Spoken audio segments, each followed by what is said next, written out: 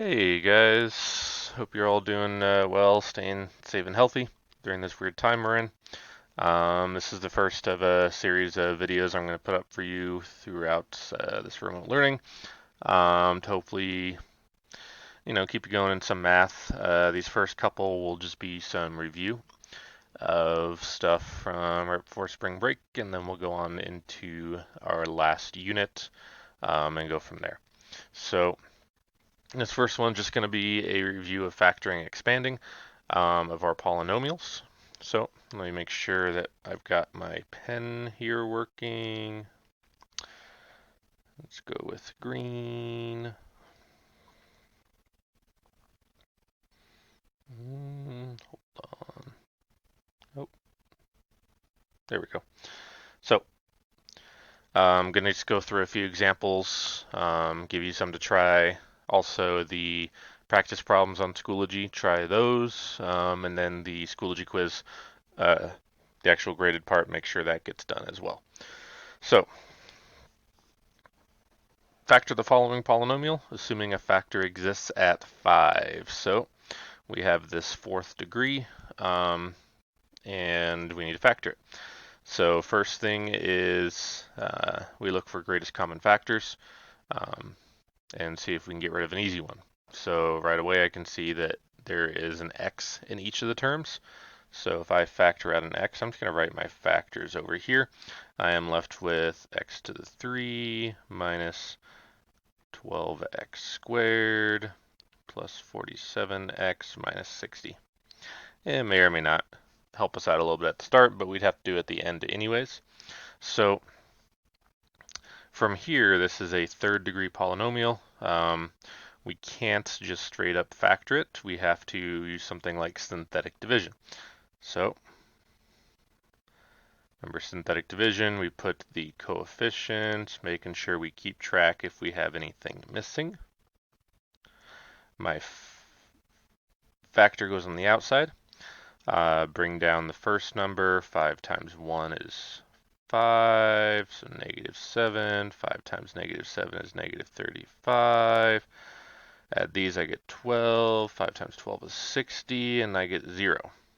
Remember, this right here is very important because that means that 5 was a factor. It should be, since you're told that it is, but if you didn't get a 0 there, something went wrong. So what I just did is I factored out the factor x minus 5. So I'm left with x squared minus 7x plus 12 because the 0 is our remainder. And then whatever you're left with right here should be a quadratic. That should be relatively easy to factor. So I can see that that remaining is x minus 3, x minus 4. So I'm going to drop down the other factors that I took out, so x minus 5 and x. So remember, a fourth degree should have 4 factors. So that's how you factor a polynomial. Greatest common factor first, if you have one, synthetic division, and then factor what's left. All right, let's try another. So this one has a factor at negative 3. Starts with x to the 4 minus 19x squared minus 30x. So the key that's missing here is a third degree exponent. So make sure you keep track of that when it's needed. First of all, there is a greatest common factor we can take out. So once again, I can take out an x. I'm left with x to the 3 and minus 19x minus 30. From here, I got to do synthetic division, but I need to make sure I put a 0 for my missing term. So 1, 0 for the x squared, negative 19, negative 30. On the outside, it's negative 3. So bring down the 1. Negative 3 times 1 is negative 3, negative 3, negative 3 times negative 3 is positive 9, negative 10, negative 3 times negative 10 is 30. I got a 0, like I expected. So I just factored out x plus 3, and this is a quadratic that is relatively easy to factor. Multiplies to -10, combines to make -3, so that's going to be x minus 5, x plus 2. Bring down my other two factors, and I'm good. Fourth degree, 4 factors. So, hopefully remember how to do some of that stuff. Hopefully you can give them a try as well without just watching the video, but the video is there if you need. I want you to go ahead and try this one on your own. See how you do. See if you can work it out all the way. It's going to work out the same as the other two, just different numbers.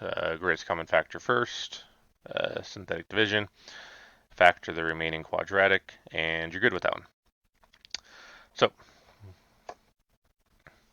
let's talk about expanding. Expanding is the opposite of factoring, and so you need to convert it to its expanded form.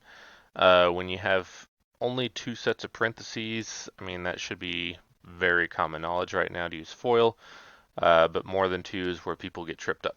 So when there's 2 sets of parentheses, so long as there's no imaginary numbers, remember, the easiest way usually is to just do 2 at a time and just go left to right. So x times x is x squared, negative 4x plus 2x, and then minus 8. And the middle two terms should always combine. And then bring down my last set of parentheses. Depending on how many you have to multiply out, this can get pretty messy.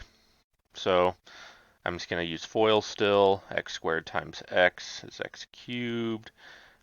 Plus 5x squared, negative 2x squared, negative 10x, negative 8x, negative 40. And then combine like terms. X to 3 minus 10x squared minus 18x minus 40, and you're good. So it's just FOIL with extra steps. Hopefully you remember how to do that, especially FOIL just in and of itself. So give it a try. Let's see. Oops.